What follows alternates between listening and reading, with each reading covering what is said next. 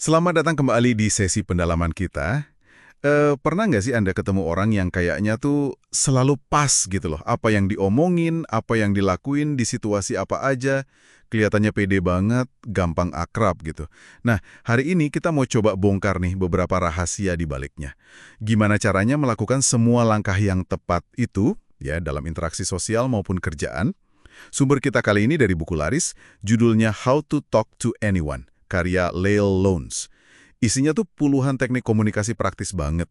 Misi kita, ya kita coba tarik beberapa teknik kunci yang bisa langsung Anda coba, biar tampil lebih karismatik, lebih percaya diri, dan ya bangun hubungan yang lebih oke lah. Mari kita bedah bareng-bareng ya. Oke, kita mulai dari kesan pertama ya. Ini seringkali muncul bahkan sebelum kita ngomong sepatah kata pun. Lowndes ini menekankan banget kekuatan nonverbal, contohnya senyum.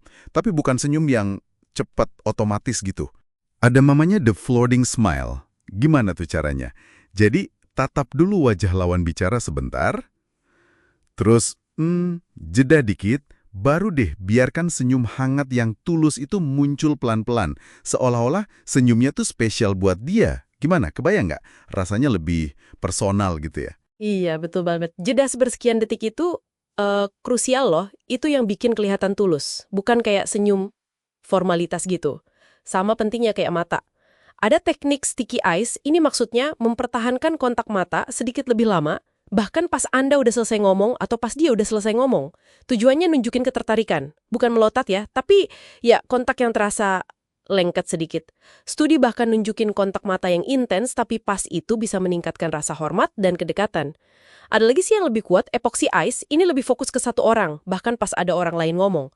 Tapi ini hati-hati pakainya, biar nggak malah jadi intimidatif. Kalau kontak mata, emang ya ada batas tipis antara kelihatan tertarik sama, ya agak seram mungkin ya kalau kelamaan. Tapi selain mata, senyum, postur juga nih. Penting banget kan? Lowndes punya istilah unik lagi. Hang by your teeth. Coba dia bayangin, pas Anda mau lewat pintu, ada kayak pengait gitu di kusen atas. Terus Anda kayak gigit pengait itu. Otomatis kan kepala jadi tegak, bahu ke belakang. Visualisasi ini, ya walaupun kedengarannya agak aneh ya, tapi ini katanya langsung bikin postur kita jadi bagus. Kayak postur pemenang gitu. Ini langkah nonverbal yang kuat juga. Betul, postur itu ngirim sinyal yang kuat banget secara nggak sadar. Nah, terus untuk koneksi awal nih, biar langsung hangat gitu pas ketemu orang baru, coba teknik Hello Old Friend.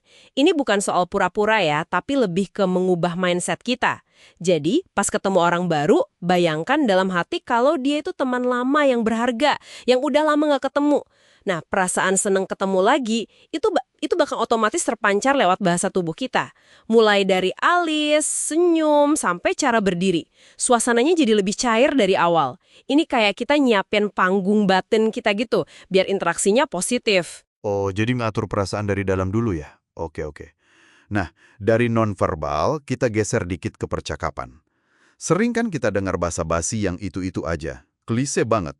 Loans bilang, hindari deh yang kayak gitu. Orang yang dianggap sukses atau menarik tuh biasanya pakai bahasa yang lebih segar, orisinal. Coba deh, Jawed Smith Jive, ini maksudnya pakai kutipan yang menarik atau bikin ungkapan cerdas sendiri yang pas sama situasinya. Ingat nggak contoh di buku itu? Ada dokter hewan yang nyebut operasi kaki ayam patah itu transplantasi paha ayam. Unik, lucu, jadi gampang diingat kan? Yang mendasari banyak teknik verbal loans ini sebenarnya prinsip WFM, What's in it for me. Tapi ini penting nih, WFM-nya dari sudut pandang lawan bicara kita. Makanya disebut communication. Fokusnya ke Anda, ke lawan bicara, bukan ke saya. Jadi pas ngobrol, selalu coba pikirin, topik ini relevan nggak sih buat dia? Ada manfaatnya nggak buat dia? Ini bukan manipulatif ya, tapi ini inti dari empati sebenarnya. Kalau orang merasa didengerin, dipahamin, wah itu langkah komunikasi yang efektif banget. Bener banget. Bikin orang merasa dihargai itu penting.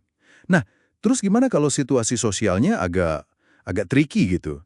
Misalnya mau muji orang, tapi nggak mau kedengeran kayak penjilat. Gimana tuh? Nah, itu dia. Lawrence punya saran bagus. Ada killer compliment. Ini pujian yang spesifik banget, personal, tentang kualitas unik orang itu.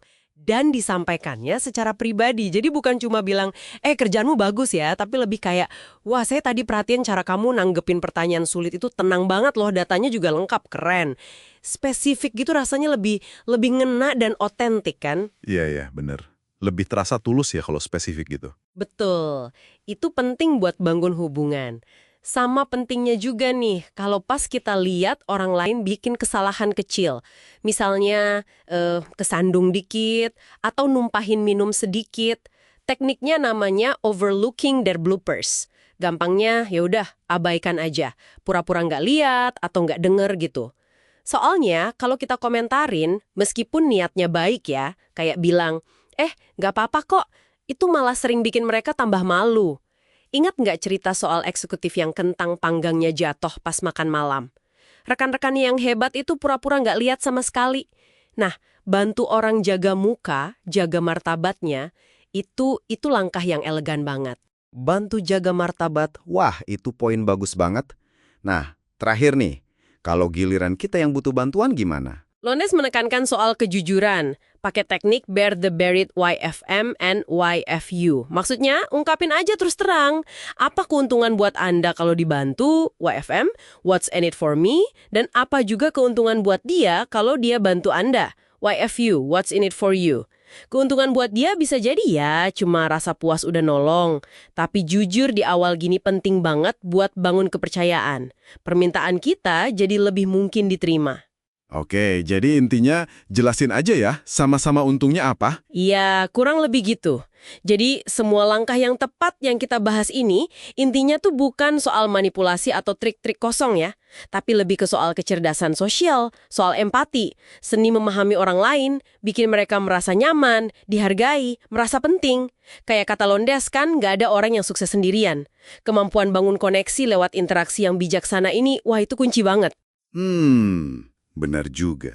Nah, dari beberapa teknik yang kita udah obrolin tadi, mulai dari senyum yang ditahan dikit, tatapan mata yang lengket, postur ala hang by your teeth, fokus ke lawan bicara pakai communication, pujian yang spesifik banget, atau pas ngabaikan kesalahan kecil orang lain, sampai jujur pas minta tolong.